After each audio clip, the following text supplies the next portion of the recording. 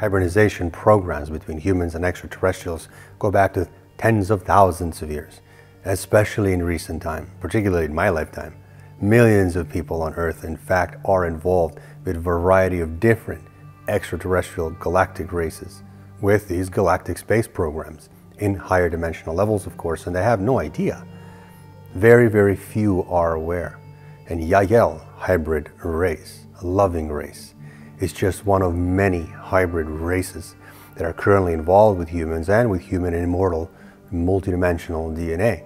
As prior to current human incarnation, they know us, they've been very familiar with us, our souls are very familiar with them, and these things have been, these programs, these agreements have been made on a soul level prior to our incarnation.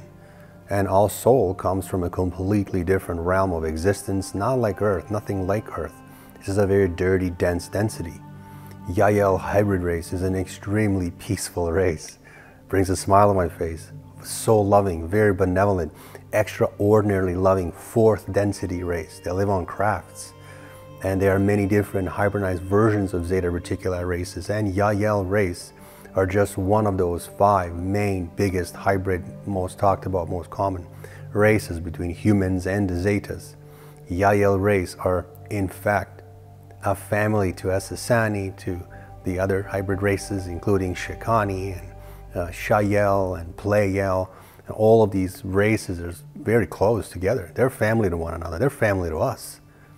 And however, there have been multiple sub-races that are created under Yael and the other 5 groups in different dimensions, in different densities, of course. So hundreds of different versions of hybrid races, and all of these hybrid races are then managed by even much higher level councils with such strong consciousnesses. Some are not even physical, of course, who oversee the functionality of the hybrid program, the details, the good, the bad, the issues, the problems, changes, last minute changes.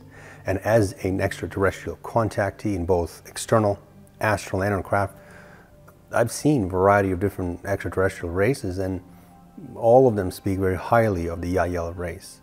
And being in this program for over 20, 25 years now, human linear time years, getting to know the Yael race on a personal level, very intimate, private level.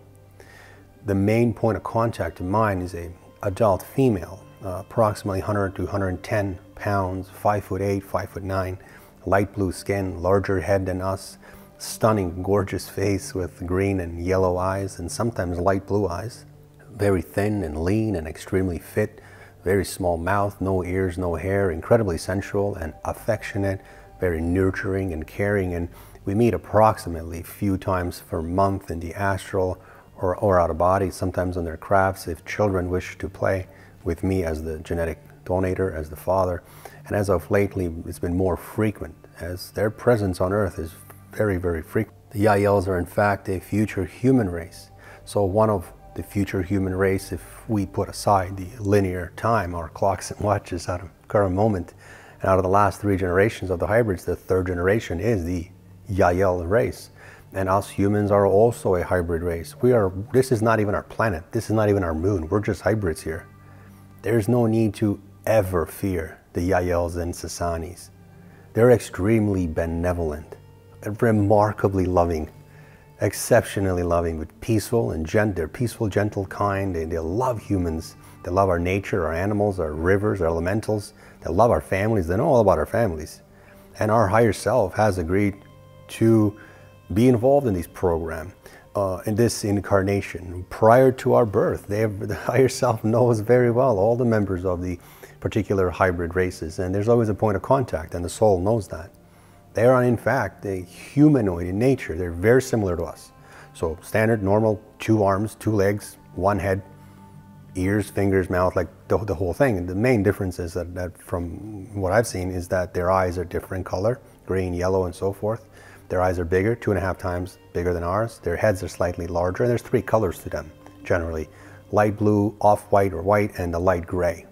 But the other difference that they have would be a distinguishable weight. They're 90 pounds, 100 pounds. The contact I deal with is about 100 to 110 pounds. That's it, 110 pounds, so very lean. They're in fact one matrix version of the human beings that have taken a very, very different path. than the normal humans here on Earth, in this linear time, in this current matrix, in this current life that we call everyday life, which is not, it's just a matrix. All humans have immortal, multidimensional DNA, which consists of 1 to 2 dozen of different extraterrestrial races, their contribution, genetic contribution, including the Anunnakis, the Elohims, the reptilians. So many different races have contributed towards our own human DNA. And hybrid programs have existed between humans and extraterrestrials forever, for a long time. Just like there are hybrid programs between reptilians and insectoids, or alpha draconian races such as Kalask, and the feline cat races, such as the 4th density Sasquatch race, and humans, going back in time, going back to Lemuria time. There have been so many different races that have placed their DNA within our own human consciousness, within the construct of our physical body. But the Yahyel hybrid race uses mainly our human DNA because it's the closest to their DNA. We're not that far apart. We're quite similar, quite alike. And there is no strict criteria in relation to which human blood type they pick and choose from. It's not like that. They seek all blood types. There's no better blood type than less better, or ugly, or pretty, or cleaner, or no. Different humans' blood types is used to create different types of hybrids. All blood types are included. No blood types are excluded. And also, they don't necessarily just use blood or DNA or sperm. They can actually use the copy of a genetic template and then superpose that onto a child if they really want to. So both physical genetic material and non-physical genetic material is also used. It's really all about this original soul contract that was made prior to the human's incarnation. That would determine how much involvement would there be, to what degree, how much the human will contribute in the first place, and how many times, and how frequent, and how many children will that human have in the higher density realms. So their hybrid construct came from about utilizing the multidimensional powerful human DNA format, which all human beings have, of course, so the DNA code itself, and neutralizing it for the development of their own extraterrestrial race. That's the main benefit, that is the main point, the main purpose. To have the opportunity, ability to build so many different hybrid groups and hybrid beings and hybrid entities and hybrid consciousnesses, and then having to do with creating subgroups below the main groups. Humanoid, hybrid, extraterrestrial races, and Yahyel is just one of them, one of the main top 5.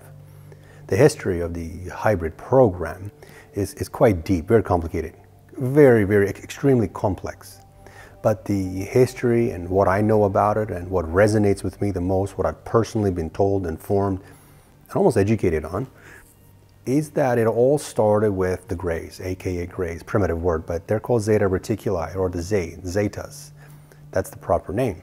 A long time ago, Zeta Reticuli, aka Greys, who are the future parallel version of humans who have been abducting humans, including some animals, but mainly humans, forever, for a very long time. So what they do, they go into their past, they come into our timeline, and then those abductions occur, unfortunately. And the early abductions that occur were very terrifying, very painful.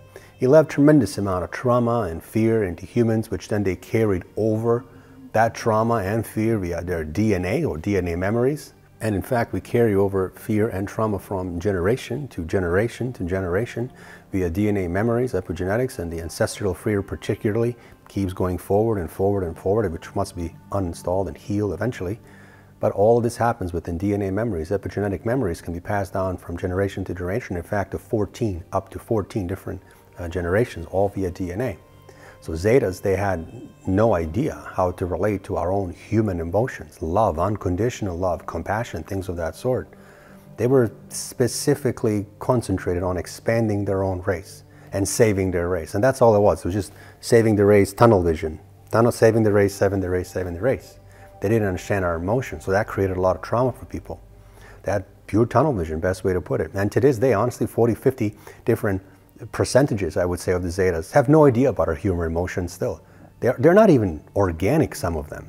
They're just genetically engineered biosynthetic life form, cloned, integrated with synthetic components, or assimilated with human DNA. They're not real They're not organic, they're not natural, they were not given birth. They were just created. So of course they don't understand some human emotions. And also, as their genome modifications allowed adaptation to different environments, some of them are androids. Some of them have been involved with abductions and some have not been involved with abductions. Some don't even understand what an abduction is, but they just do it anyway because they're programmed to do it. Some serve as slaves to the royal elite at the Alpha Draconian Empire, and some reptilians. Some work closely with insectoids, including mantis. Some are short, some are mid-range, some are 10-foot tall, or the talls, they're called the tall grays. Some are real, some are not real. Some are artificial intelligence. Some groups who possess human soul matrix with extraterrestrial and human genetic coding. But then we also have the ones who possess only extraterrestrial soul matrix. And as far as Zetas are concerned, there literally are thousands and thousands of them. But there's about 100 to 150 of the groups that are known to humans, that are familiar to humans. There's Zetas who are involved in these hybrid programs. They're generally all positive, benevolent, yes. And they do have a slightly lower emotional capacity than us humans, or as Sasanis, or as Yaels, but they're mainly all positive. And the Zetas completely have now left the hybrid system, from my understanding, and they've handed it over completely to the Yaels to take over. But back then, the Zetas had a heavy dependence on extraterrestrial technology, which ultimately made them disconnect with their own emotional aspect, with their own consciousness, with their own planet, with their own selves, with their own consciousness collective around their planet. As their planets became completely uninhabitable, and time was very limited, they knew they were going to die, so they needed to figure something out to prolong the life of their race. They expressed inability to procreate. They experienced that. They openly talked about it because of the heavy pollution on their planet. And the their emotional context was turned quite intentionally from the highest spectrum. They were going to lose, they were going to die. So at first they went to the cloning process to save their race, but they saw that after you clone a clone and then that clone is cloned, the clone started to fail. And we even see that today. If we really think about it, we see that today. And those who see into fourth density, they can see that. Presidents, celebrities, sports figures, prime ministers, they're cloning clones. These presidents are not alive. These are artificial intelligence projections, highly advanced artificial intelligence projections. And yes, the clones are dying. We see that today in the presidencies. Half of the presidents that are elected today, they're not real humans. Religious figures also. And but once they die, then the secret groups will use artificial intelligence holographic technology, or primitive terms, CGI. So the Zetas eventually, after so much cloning, lost the ability to produce a quality clone, a clone that will last. And they realized that they cannot procreate, they cannot save their race. So by going into their own past, we'll use linear time, by going back into their own past, using particular technology, they got assistance by other extraterrestrial races, including malevolent reptilian races and some insectoid races, particular insectoid races. And for example, a particular Alpha Draconian, a reptilian 6th density race assisted, and they were asked to assist the Zetas, where the Zetas were then sent to a matrix where a human with multidimensional DNA, right here, exists and live in peace. And then the Zetas start abducting us and collecting the samples of our own genetic, energetic, but also emotional DNA. The DNA can be extracted a variety of different ways, not just blood. Anyway, this is the whole creation of the hybrids and hybrid races. This is how it started. And it's still happening today, on a much more loving levels, of course. And it's happening all around the world. When we sleep, we go into the astral every night. That's where it happens. Mainly sperm is extracted from men and eggs are extracted from women, mainly. So our own genetic material, both energetically and physically, is taken. And because of this, the hybrid races or the hybridization programs even exist today. Thanks to us, we're the donors. Yael race, for example, does not just take some of our sperm or eggs and create one child. No. They literally create hundreds, if not thousands. So a human parent, one human being, would have hundreds and hundreds of hybrid children. And I've had the pleasure of meeting two of them, a boy and a girl, a boy in 2020 and a girl in 2021 very recently. And they told me, as well as the mothers of these children who know me, much more than I know them, have told me that the children have full abilities and they're able to, at all times, tap into our third density lives, our mind, our memories, our dreams, our excitements, our sadnesses, joys, and everything that we feel, they can feel and they can see. They can actually experience certain problems that we deal with. They can experience events, they can experience issues that we have, excitements and joy, heartbreak, any loss of life and how we deal during funerals. They can experience anything. They're much more closer to us as we are their biological parents. So these children are very connected to us. They're strictly telepathic, of course. They don't speak English, they don't speak any language. They enable our telepathy when we speak with them. They don't live in the third density, they live on crafts at all times, of course. And other densities, but mainly within the fourth density, the ones that I'm aware of. And the children are very well taken care of by their extraterrestrial mothers, by their hybrid mothers, of course. They don't live in some centers or prison systems or schools. No, they live in peace and in love and in harmony with their own mothers. And they understand our principles of life. They understand our problems, our generic life itself. They're actually very interested. Children, hybrid children, tap regularly into our human lives due to us and these children sharing very particular, very similar genetic multi-dimensional connection, which is passed down through the oversoul. So they have the access to pull or take, or not necessarily hijack, but tap in and see the segments from our lives, information, memories, things we're happy about, things we're pissed off about. They can perceive our emotions, they can perceive our memory, they can pretty much see anything. So this genetic link is used as a portal in a way, but a portal for them to tune in and tap in and see what's going on. They can blend their own consciousness with us to experience things, to experience how we feel. Are we ready for a contact? Do we have fear? Do we not? Do we live a holistic diet? Do we have a lot of consciousness or not a lot of consciousness?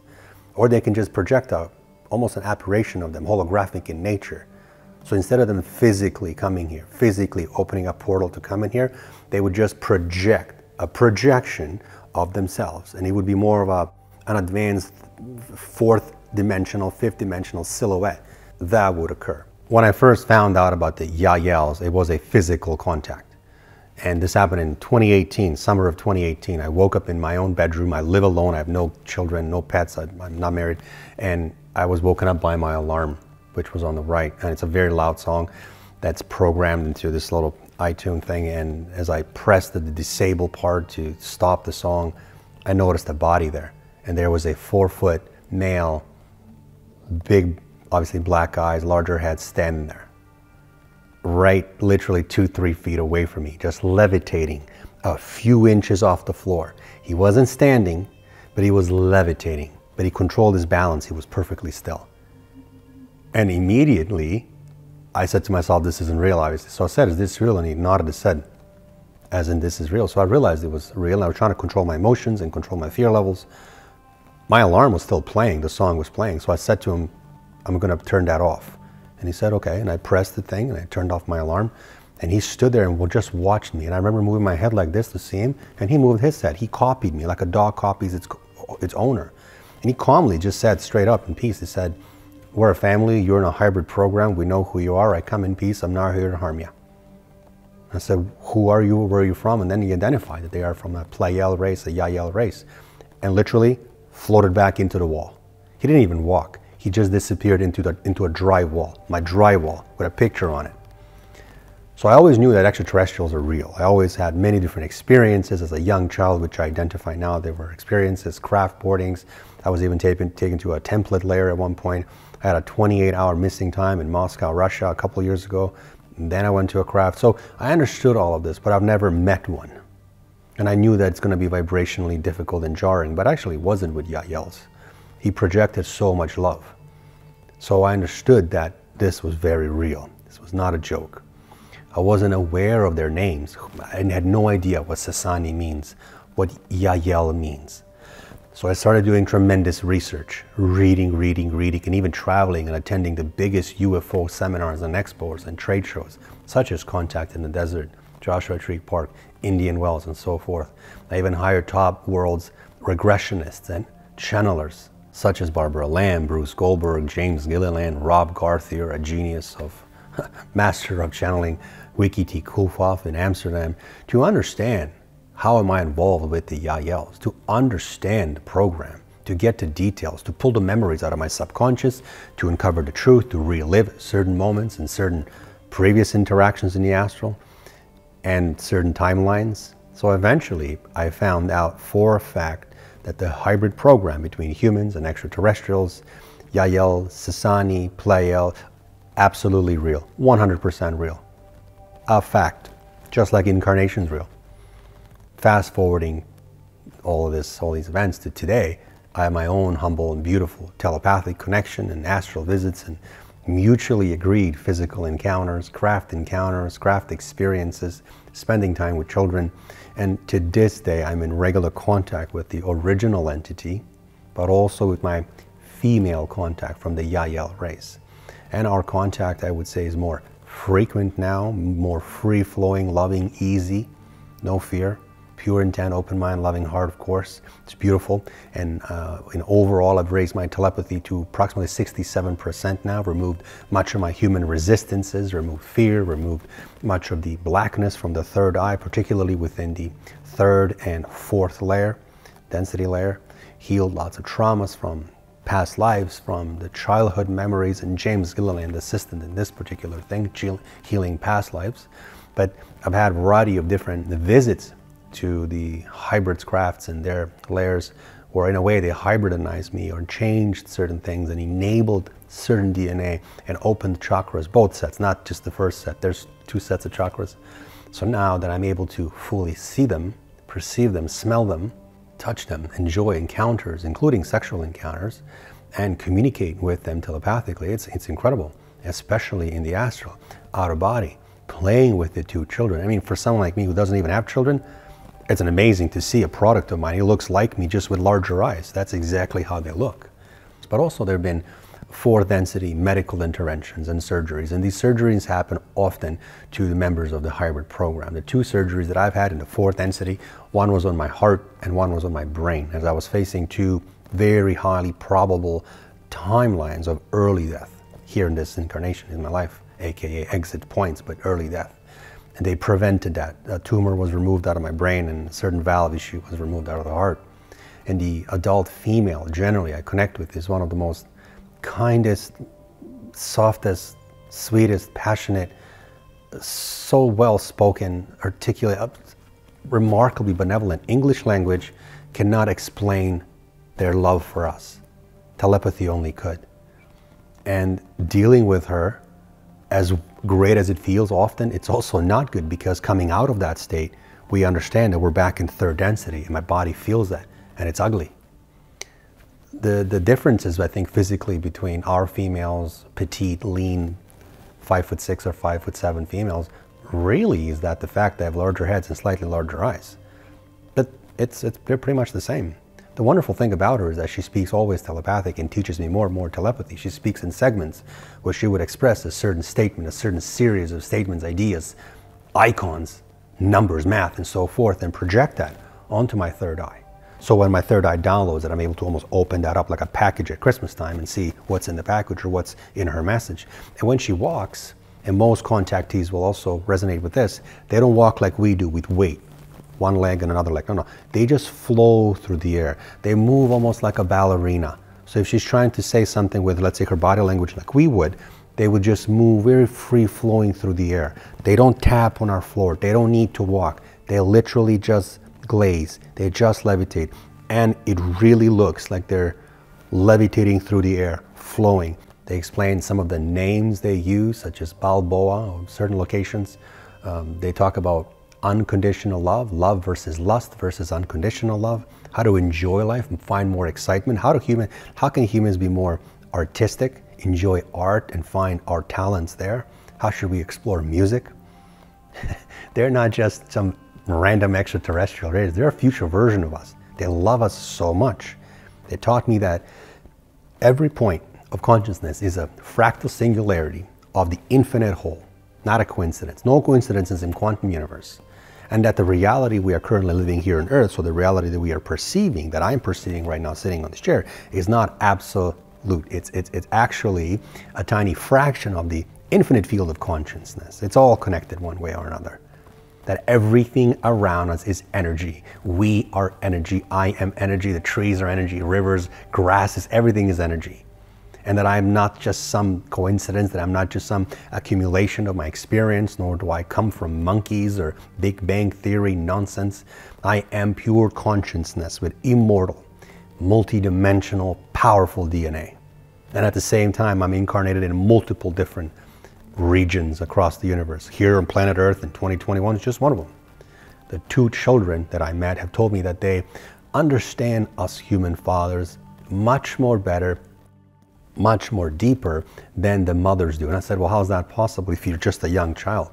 I underestimated their intelligence and their abilities, but they have closer DNA to us than the mothers do. Yaels are the closest to us humans, and they are coming. They are coming very soon. They're actually already here, but the mass contact they're not allowed to do yet. They're choosing to hold off. We have some global issues right now going around the world with some tyranny and discrimination and segregation and division. And this contact will take a few more years, but the global collapse of what's happening right now will occur. This current corrupted system will fall. And it'll fall, and who are extraterrestrial contactees like myself, so real contactees, can certainly tell you what it's like to be on crafts, what it's like to be with these beings, with these entities, and how much love they provide to humans, how much help, how much medical assistance they provide, and how many wonderful thoughts they project our way. A wonderful film called First Contact from 2016, as well as Alienated from 2020, are excellent stories by Darryl Anka, actually the filmmaker, and a contactee, that he's created to educate humans about how the crafts look like, what is their mission on Earth, and how the contact will occur. So 2 really good films. And the Yaels, the Sasanis, the Pleiades, and other loving hybrid races will always, always, always hold a very special place in my heart.